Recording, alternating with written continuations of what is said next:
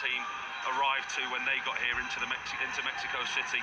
There was a police cordon around their hotel, obviously to keep the Mexican fans away from waking them up, etc. The hostility and the atmosphere. The majority of players, in all honesty, will thrive on it. It will be an absolute buzz for the players to play in this atmosphere. I don't think there'll be many characters that cannot enjoy playing in this. Matt Upson with us as well. I know Thomas Tuchel has said that when the opposition gets better, he expects his team to get better, and I think he's looking at that from a tactical point of view more than anything. But actually, you wonder whether they'll just get better based on the adrenaline of a game like this. And I don't mean that in a disrespectful way to say Panama in New Jersey, but this has to get the juices flowing. Yeah, evening chapters. I mean, yeah, it's got a slightly different ring to it, hasn't it? Mexico and the Azteca. And I think you're probably right. I think it will be an absolute buzz, but also the fact that you're going to play against a team that are at home and they're going to have to be aggressive and want to take the game to England a little bit and just, even if that's just the tempo, not necessarily getting high up the pitch or pressing super high, but just driving the tempo of the game in front of their home fans. That itself, for what England having to been kind of dealing with in terms of tactically, as you've mentioned, how to play, that can make things very, very different. And England players and the England team could enjoy that. They could exploit that even better than what they have done so far in the tournament. Let's get confirmation of that team news that we were expecting a little bit earlier. Is it as we thought, John Murray? Yes, it is. So it's confirmed this is the England team to play Mexico here in the Azteca. Jordan Pickford in goal. Back four of Kwanzaa. Jarell Kwanzaa does play at right back, with Konza and Gay, the central defenders, O'Reilly at left back. Then in the midfield, Anderson with Bellingham and Rice. So Rice is okay. There've been concerns about his fitness all the way through this, but Rice confirmed in the team. And then changes in the flanks, Saka and Gordon starting, and Kane through the middle. So that is three changes from the team that started against DR Congo. This will be Jarell Kwanzaa's second appearance at this World Cup. If you remember, he also started against Panama, but he's had an ankle issue, but is now fit and ready, England have told us. And as I say, he's changed both wide men again, so it's a second start here for Saka, and Gordon comes in after setting up both goals for Harry Kane in Atlanta. What do you make of the changes, Matt?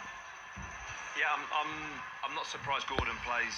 Like I say, he had an impact last game, and also I think this type of game, the energy that's going to be from the Mexican players, I think he does that well up and down. I think he'll run back, I think he'll run forwards. I think he's got that in his locker to, you kind of know what you're going to get from him. Maybe not in terms of the creativity, but on that side of it, I think that's a sensible move to play Gordon. And Saka, look, if Saka's fit and good, I'm picking him every time. Like, he's absolutely in my team. But there's just, again, been little question marks over that. To see him start tonight must indicate that he's ready and up for it and physically feeling good enough to deliver. So yeah, I'm really pleased with the selection of the wide players personally. I mean, you could go the other way as well, Paul, couldn't you? And go, well, maybe it's giving them an hour, and then you see what impact Rashford and maybe Madueke have for the final half hour. Because quite a lot of times in this tournament for England, it's the player that's come on for the last 20 minutes, 25 minutes, that's had the impact.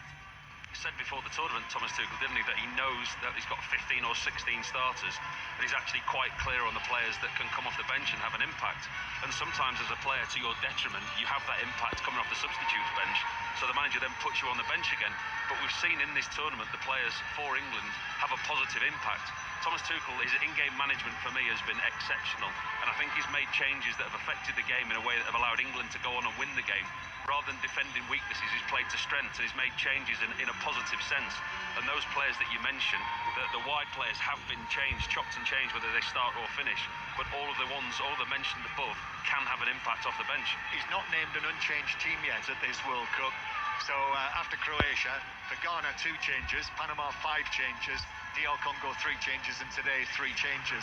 And I'm just looking as well, I see that Jed Spence, there has been a suggestion that he has had an injury, which has ruled him out, but he is named as one of the substitutes, and Reece James is actually named as one of the substitutes as well for England. And as for Mexico, they are unchanged, so the same team that won so and played so well in the first half here against Ecuador in a match that was delayed by the weather. So Rangel, the goalkeeper, Sanchez, Montes, Vasquez, and Gallardo. Then in midfield, Lira with Mora, and the 17-year-old Romo is going to be starting this match. That is quite a story, isn't it? Gilberto Mora starting this match.